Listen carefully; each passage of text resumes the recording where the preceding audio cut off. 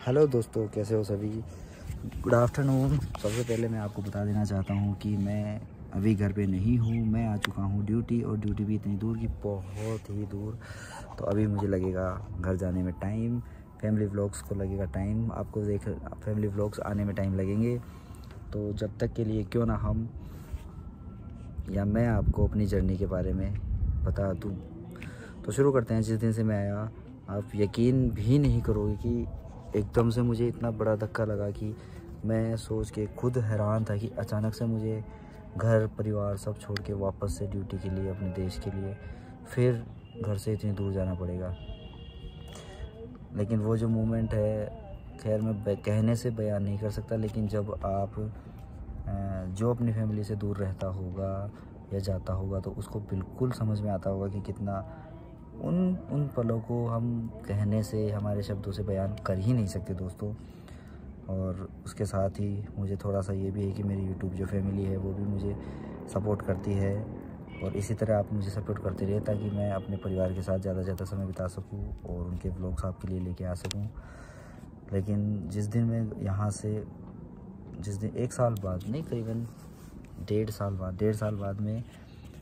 साल बाद मैं आया हूँ अपने घर से दूर वापस बॉर्डर एरिया पे।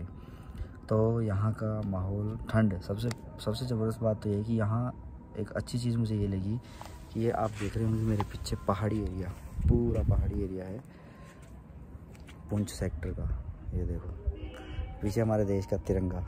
26 जनवरी की बहुत सी तैयारियाँ चल रही है, कल दिखाएंगे आपको 26 जनवरी की तैयारियाँ। नहीं दिखेगा। ये झंडा देखो कितने शान से लहरा रहा है, और हमेशा ऐसे ही लहराता रहेगा जब तक इस देश के जवान हैं। और चारों तरफ आप देखिए पहाड़ी है, एकदम शानदार माहौल है। घर है, छोटे छोटे पहाड़ियों में घर बने हुए हैं।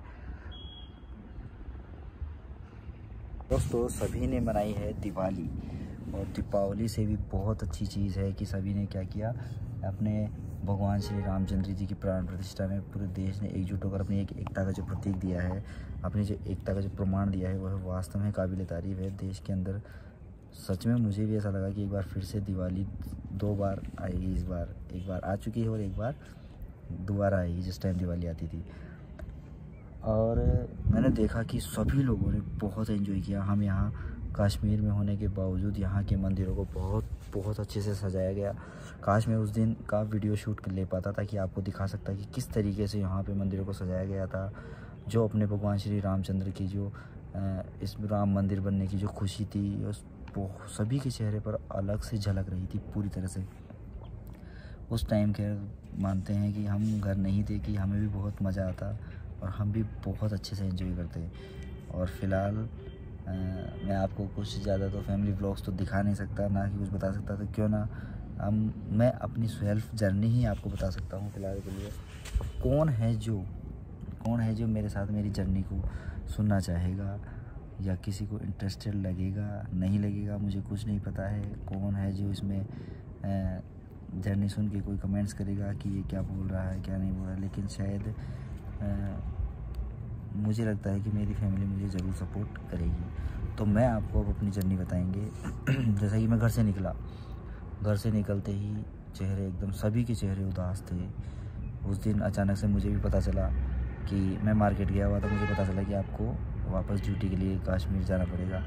तो मैं सुनते ही मेरा खुद का भी मूड ऑफ हो गया। मूड ऑफ होते ही इसका मतलब ये नहीं है कि दिमाग ने काम करना ही बंद कर दिया। फिर मैंने सबसे पहले मेंटल को बताया कि मेंटल ऐसे बात है। तो उसने भी बोला, उसका वो सोची मजाक करता रहता है मेरे से। लेकिन जब सच में मैंने उसको 1 घंटे बाद फ़ोन करके बताया कि नहीं ये बात सच है, तो उसका तो चेहरे की हवा यही उड़ गई थी। और वही जो चेहरे की बोलते ना, एक चमक नहीं थी, कमी थी, वो देखने के लिए मिली।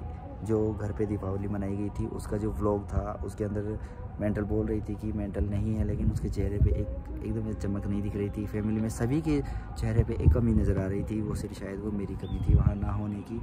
लेकिन कोई बात नहीं है दोस्तों, अभी क्या करें, हमारी मजबूरी यही ऐसी होती है कि हम अपने परिवार के साथ फुल टाइम नहीं हो पाते, क्योंकि हमारे ऊपर हमारे देश की भी जिम्मेदारी होती है। हमने देश की सेवा करने के लिए ये सर्विस ज्वाइन करी है, ये सब कुछ अपने परिवार के लिए भी किया है, अपनी इच्छा के लिए भी किया है, अपनी अपनी क्या बोलते हैं, अपनी इच्छा ही मान लीजिए आप, जिसके लिए हम इसमें आए हैं। लेकिन सच में दोस्तों, जो बंदा, जो भी फैमिली मेम्बर अपने परिवार से अलग हुआ होगा, या फिर कभी उसने अपने परिवार को कभी नहीं छोड़ा होगा और अचानक से छोड़ के गया होगा, तो उसे ज़रूर ये चीज़ें समझ में आएंगी। और आई होप, मैं ये उम्मीद करता हूँ कि किसी को भी अपने परिवार से दूर ना होना पड़े, ना इतना भी दूर ना हो कि जिसमें कि एक अपने सुख दुख में मिलने के लिए ही दूसरों की, अपने खुद के घर आने के लिए भी दूसरों की मंजूरी लेनी पड़ती है। दोस्तों, हमारी तो लाइफ ही ये चीज़ है। तो फ़िलहाल इसी व्लॉग मैंने इसीलिए शूट किया है कि आपको बता सकूँ कि मैं भी कश्मीर में नहीं हूँ। और नेक्स्ट व्लॉग कल आएगा, जिसके अंदर कि मैं आप सभी को अब मेरी जो जर्नी है, जहाँ से मैंने शुरू किया था, वो कल से सभी के लिए दोस्तों के साथ अपनी एक कहानी बताऊंगा सबको अपनी जर्नी की।